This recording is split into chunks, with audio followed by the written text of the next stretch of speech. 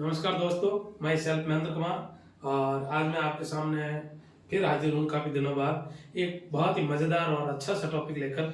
समास।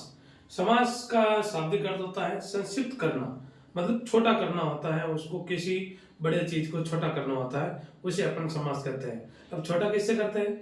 दो शब्द होते हैं, दो या दो से अधिक मिलने से जो नया शब्द बनता है या नया पद बनता है, नया विकार उत्पन्न होता है, उसे अपन समास कहते हैं। समास के वैसे दो पद होते हैं, एक तो समस्त पद जिसमें समास को इकट्ठा किया जाता है, यानी दो शब्दों को इकट्ठा किया जाता है, और समास विग्रह में उनके टुकड़े किया जाता है। मतलब समस्त पद, जैसे एक उदाहरण लेते हैं, दही बड़ा। दही बड़ा एक छोटा सा शब्द है, उसका क्या कर देते हैं? समास विग्रह करना होता है तो बड़ा कर देते हैं। दही में डूबा हुआ बड़ा, दही में डूबा हुआ बड़ा, तो वो हो गया समास विग्रह। और इसी बड़े शब्द को छोटा करना होता है तो उसको अपन समास कहते हैं। जैसे दही में डूबा हुआ बड़ा, इतना बड़ा शब्द है और उसका एक छोटा सा नाम ले लिया, दही बड़ा। तो इस तरह से अपन ये समास ले सकते हैं। तो समास की सिंपल सी परिभाषा है, दो या दो से अधिक शब्दों के मिलने से जो नया शब्द बनता है उसे अपन समास कहते हैं।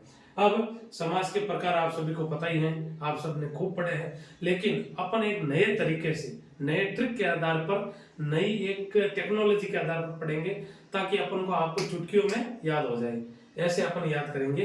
वैसे आपने 6 प्रकार पता ही है, अव्यय भाव, तत्पुरुष, द्वंद्व, दीर्घु, बहुव्रीहि और कर्मधारय, ये 6 प्रकार के होते हैं। लेकिन हमने एक थोड़ा सा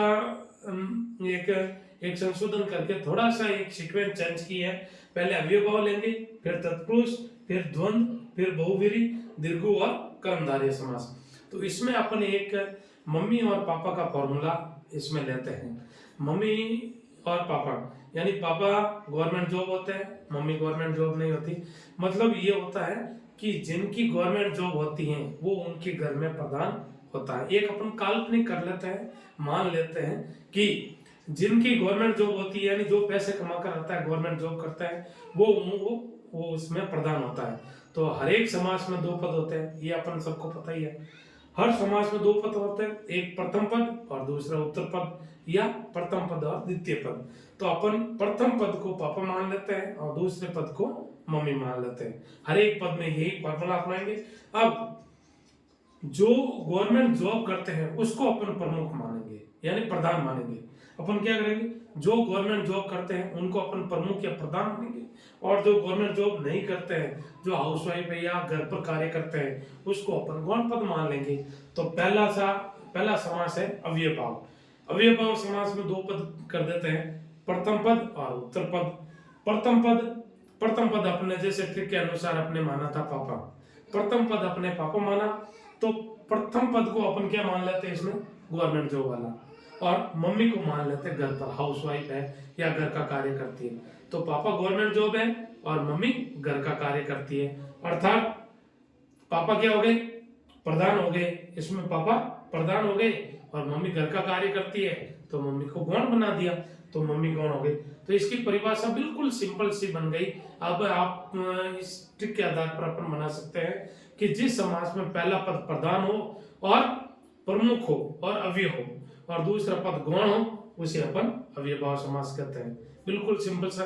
अव्यय की परिभाषा तो आपने पहले पढ़ी होगी, अव्यय जो कभी भी खर्च नहीं हो, जो व्यय नहीं हो, अर्थात जिसका जो कर्ता या कारक, वचन, लिंग, क्रिया आदि में किसी में भी उसका रूप चेंज नहीं हो, उसे अपन अव्यय कहते हैं। अब अव्यय समास के कुछ उदाहरण देख लेते हैं। यथाशक्ति। अब इसमें यथा जो शब्द है वो अव्यय है और शक्ति जो शब्द है वो सिंपल वर्ड है। तो यथाशक्ति, शक्ति के अनुसार, आजीवन, जीवन भर, प्रत्येक, हमेशा, हर एक, प्रतिफल, फल के अनुसार या प्रत्येक फल के अनुसार, यथा संभव, जितना संभव हो सके। ये सारे अपन अव्यय भाव समास के उदाहरण ले सकते हैं। तो बिल्कुल सिंपल सा है अव्यय भाव समास। जिस समास में पहला पद प्रधान हो और अव्यय हो और दूसरा पद गौण हो, उस समास को अव्यय भाव समास कहते हैं। दूसरा समास तत्पुरुष समास। इसमें भी अपन मम्मी और पापा वाला फॉर्मूला लेंगे, लेकिन इसमें पापा घर पर कार्य करते हैं और मम्मी गवर्नमेंट जॉब करती है। पापा हाउस जॉब करते हैं और मम्मी घर का कार्य करती है।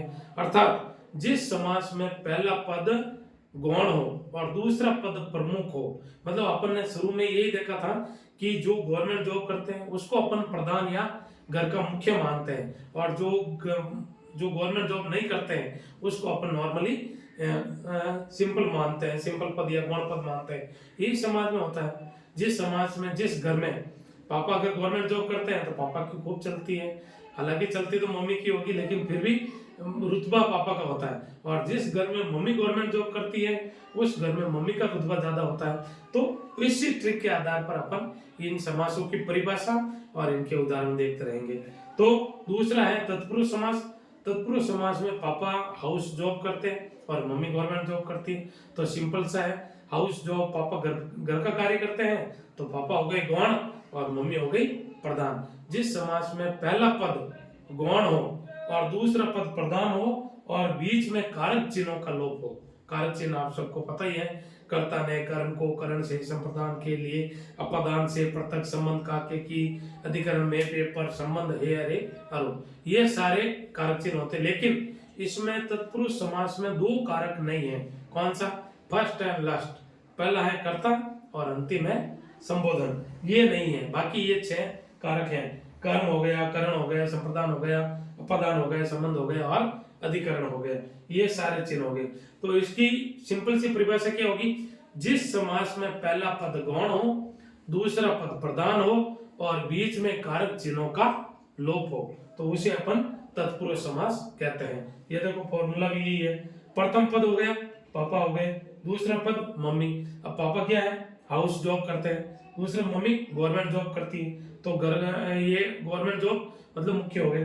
तो पहला पद हाउस, जो पापा गवर्नमेंट जॉब नहीं करते हैं तो पापा को बना दिया गौण और मम्मी को बना दिया प्रधान।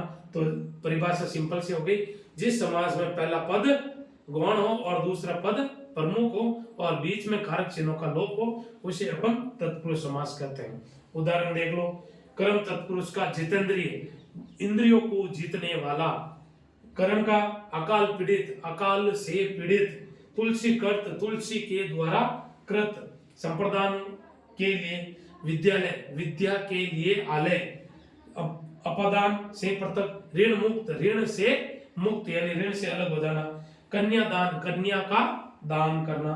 ये हो गया संबंध तत्पुरुष का। कन्या का दान, प्राण हानि, प्राणों की हानि। और शास्त्र अनुकूल, शस्त्र के अनुकूल, ये संबंध तत्पुरुष के उदाहरण। अधिकरण में पर के उदाहरण, ऋषि राज, ऋषियों में राजा।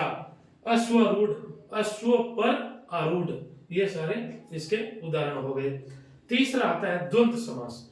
द्वंद्व समास में भी वही पापा मम्मी का फॉर्मूला, लेकिन इस द्वंद्व समास में पापा भी गवर्नमेंट जॉब करते हैं और मम्मी भी गवर्नमेंट जॉब करती है। अर्थात पहला पद भी प्रमुख है और दूसरा पद भी प्रमुख है। अर्थात इसकी परिभाषा क्या हो जाएगी? जिस समास में दोनों ही पद प्रमुख हो, पहला पद भी प्रमुख हो और दूसरा पद भी या उत्तर पद भी प्रमुख हो और बीच में और एवं का लोप हो, बीच में और या एवं का लोप हो तो उस समास को अपन द्वंद्व समास कहते हैं। उदाहरण देख लीजिए, दूध रोटी, दूध और रोटी। राम कृष्ण, राम और कृष्ण। माता पिता, माता और पिता। 13, अब देखो 13, ये ध्यान रखना, 13 में छोटी संख्या पहले आएगी और बड़ी संख्या बाद में आएगी। 13 तो 3 और 10, 13 का क्या समास विग्रह क्या होगा? 3 और 10। देखो 13 पहली भी संख्या बच। अब अपन इसमें कह सकते हैं कि ये दीर्घ समास क्यों नहीं हुआ? क्योंकि इसमें दोनों ही पद संख्यावाची हो, दोनों ही पद बराबर है। 3 और 10, 16, 6 और 10, तो 6 और 10, 16 का समास विग्रह होगा 6 और 10 और इसमें कौन सा होगा? द्वंद्व समास। बिल्कुल क्लियर। बहुवीरी समास, अब देखो बहुवीरी समास द्वंद्व समास का उल्टा हो गया, मतलब जिसमें पापा भी गवर्नमेंट जॉब नहीं करते हैं और मम्मी भी गवर्नमेंट जॉब नहीं करती, अर्थात पापा भी घर पर बैठे हैं और मम्मी भी घर का कार्य करती हैं, तो दोनों ही पद गौण हो, कोई तीसरा ही अर्थ निकलता हो। अर्थात जिस समास में पहला पद गौण हो, दूसरा पद भी गौण हो और कोई तीसरा ही अन्य अर्थ निकलता हो, अन्य अर्थ निकलता हो या अन्य अर्थ अन्य पद प्रदान हो, उसे अपन क्या कहेंगे? बहुवीरी समास कहेंगे। बिल्कुल देखो, अवयव भाव में पहला पद प्रमुख होता है, दूसरा पद गौण होता है। और तत्पुरुष समास में उल्टा हो गया, पहला पद गौण होता है और दूसरा पद प्रधान होता है। तो अवयव भाव का उल्टा तत्पुरुष, और द्वंद्व समास में दोनों ही पद प्रधान होते हैं, और इसका उल्टा हो गया बहुवीरी समास। बहुवीरी समास में दोनों ही पद गौण होते हैं और कोई तीसरा पद ही प्रधान होता है। उदाहरण, लंबोदर, लंबा है उदर जिसका, लंबा है उदर जिसका अर्थात गणेश। मंदोदरी, मंद है उदर जिसका, यानी मंद यानी छोटा, छोटा उदर है जिसका अर्थात रावण की पत्नी। कपीस, कपियों का ईश है जो, कपियों का ईश या कपियों का ईश्वर है अर्थात हनुमान जी, हनुमान जी को कहते हैं। उमेश, उमा का जो ईश है अर्थात भगवान शिव। गणपति, गणों का जो पति है अर्थात गणेश जी। चंद्रशेखर, चंद्रमा है जिसके सिर पर जिसके चंद्रमा है अर्थात भगवान शिव। चंद्रशेखर यानी शिखर पर या सिर पर जिसके चंद्रमा है अर्थात भगवान शिव। तो ये सारे उदाहरण बहुवीरी समास के हो गए। अब देखो, ये चार तो बिल्कुल सिंपल थे, अब इन दो को अलग करते हैं।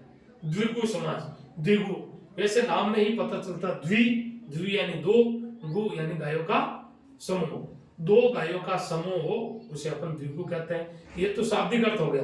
अब इसकी परिभाषा वही प्रथम पद और उत्तर पद के आधार पर लेते हैं। तो प्रथम पद अपने पापा को माना और उत्तर पद मम्मी को माना। तो जिस समास में, इस समाज में क्या करते हैं, पापा घर पर कार्य करते हैं लेकिन क्या है, उसकी कोई वर्दी वाली ड्रेस है, मतलब कोई होमगार्ड है, होमगार्ड मान लेते हैं। पापा हाउस जॉब करते हैं लेकिन होमगार्ड की इनकी ड्रेस पहनी हुई है। गवर्नमेंट जॉब तो नहीं करते हैं लेकिन कोई प्राइवेट जॉब करते हैं, लेकिन होमगार्ड की जॉब है वो करते हैं। तो ये तो पहला पद पापा क्या हो गए, गौण हो गए, लेकिन जॉब कैसी करते हैं, ड्रेस वाली करते हैं। तो इसको इसमें साथ जोड़ देते हैं संख्यावाची। ड्रेस वाली मतलब संख्यावाची, इसमें अपन संख्यावाची जोड़ देते हैं। मम्मी यहाँ गवर्नमेंट जॉब करती है, इसका मतलब मम्मी क्या हो गई, प्रधान हो गई। तो जिस समास में पहला पद गौण हो और गौण होने के साथ साथ संख्यावाची हो और दूसरा पद प्रधान हो, उस समास को अपन द्विगु समास कहते हैं। बिल्कुल सिंपल। देखो, और बीच में समूह का लोप होता है, यानी समूह होता है इसमें। जैसे उदाहरण, एकांकी, एक अंक का समूह। दोपहर, दो पैरों का समूह। त्रिनेत्र, तीन नेत्रों का समूह। चौराहा, चार रास्तों का समूह। पंचतंत्र, पांच तंत्रों का समूह। सप्ताह, 7 दिनों का समूह।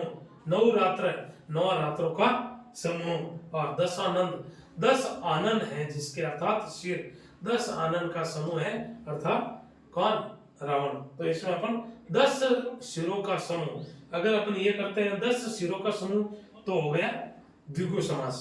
और अगर अपन ऐसा करते हैं कि 10 सिर हैं जिसके अर्थात रावण, तो ये हो गया बहुवीरी समास। ठीक है, इसमें ये थोड़ा सा ध्यान रखना है। अब आते हैं कर्मधारय समास। कर्मधारय समास में भी दो पद होते हैं, पहला पद और दूसरा पद। पहला पद पापा को माना, दूसरा पद मम्मी को माना। लेकिन कर्मधारय समास में पहला पद गौण होता। पापा गवर्नमेंट जॉब नहीं करते लेकिन कोई प्राइवेट जॉब करते हैं। जैसे प्राइवेट जॉब में अपन ले लिया, ड्राइवर है, उनकी वाइट ड्रेस, टोपी ओपी पहनी हुई है, ड्राइवर की ड्रेस पहनी हुई है। तो इसका मतलब ये है कि पहला पापा क्या है, गौण है। गौण होने के साथ साथ विशेषण है, क्या है, विशेषण है। और दूसरा मम्मी गवर्नमेंट जॉब करती है, प्रधान है, और प्रधान होने के साथ साथ वो विशेष्य है, प्रधान होने के साथ साथ विशेष्य है। तो परिभाषा सिंपल सी हो जाएगी, जिस समास में पहला पद गौण हो, गौण होने के साथ साथ विशेषण हो, और दूसरा पद प्रधान होने के साथ साथ विशेष्य हो, उस समास को अपन कर्मधारय समास कहते हैं। जैसे उदाहरण ले लेते हैं, काली मिर्च। अब मिर्च क्या है, विशेष्य है, और मिर्च की क्या विशेषता बता रही है, मिर्च की विशेषता बता रही है काली है। मिर्च कैसी है, काले कलर की है। तो काली है जो मिर्च, काली है जो मिर्च, अच्छा मिर्च की विशेषता बता रहे हैं। विशेषण कौन हो गया इसमें, काली, और मिर्च क्या हो गए, विशेष्य। तो विशेष्य की जो विशेषता बताते हैं उसे अपन क्या कहते हैं, कर्मधारय समास। तो काली मिर्च, काली है जो मिर्च। नील कमल, नीला है जो कमल। महात्मा, महान है जो आत्मा। महादेव, महान है जो देव, परमाणु, परम है जो अणु, परम है जो अणु। तो इस प्रकार से अपन ये सारे ये समास इजी वे पढ़ सकते हैं, समझ सकते हैं। बिल्कुल अपन छोटा सा फॉर्मूला लगाकर अपन ने सीख लिया और इनकी परिभाषा और उदाहरण ये सब सीखते गए। ये आपके मिडिल लेवल तक, सीनियर लेवल तक, आपके कॉलेज लेवल तक या कंपटीशन में बहुत सहायक होते हैं। और इस तरह से समास अपन को बहुत परेशान करते हैं, लेकिन अपन समास को एक कुछ ही मिनटों में अपन ने समझ लिया और इसका एक तरह से अपन ने पूरा विश्लेषण कर लिया। थैंक यू, धन्यवाद, नमस्कार।